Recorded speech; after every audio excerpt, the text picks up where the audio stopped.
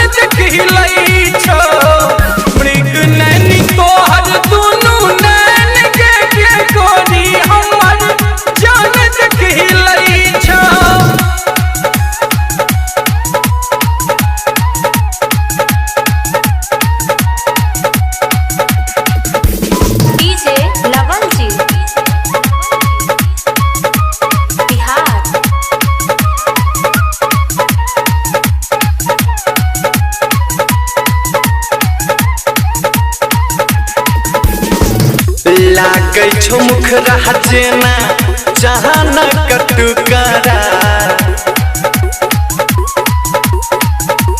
हे गई लागै छो मुखरा जेना जहाना कटुकरा आँख के काजर गोरकी तोरा पाबो हमारा आँख के काजर तोहर तोरा पाबो हमारा चोरी छुपे चोरी छुपे के लहा गोलटोना के सोना हमर जानत कहलै छो मृग नैनी तोहर दुनू नैन के गोरी हमर जानत कहलै छो।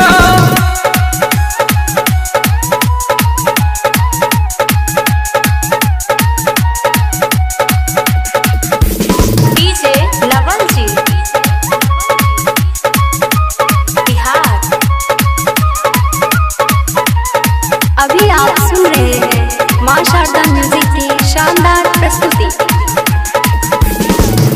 गाम का बुढ़वा सब छो नजर गरौने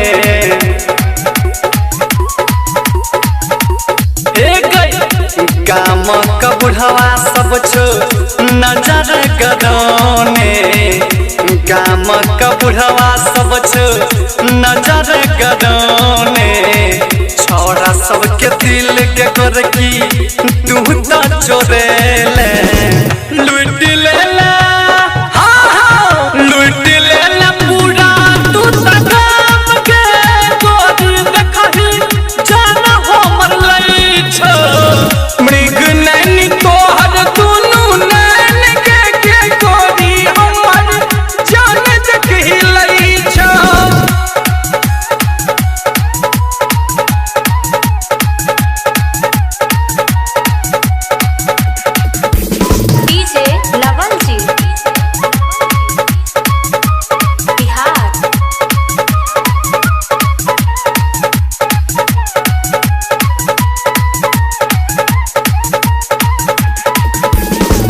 दिल के बगिया में तू फूल खिले ले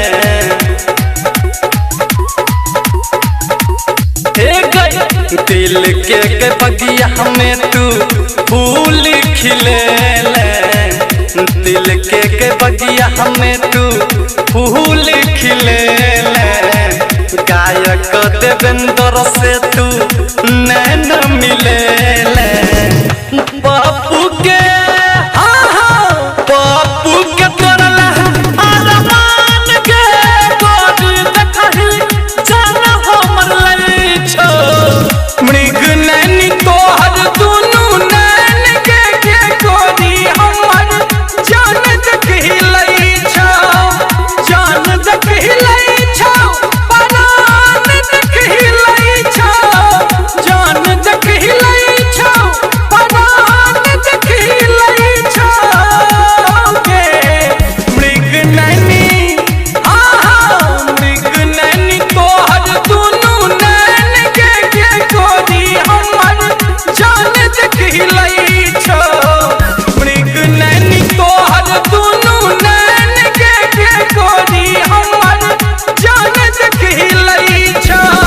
चलही कि नहीं। Presented by Ma Sharda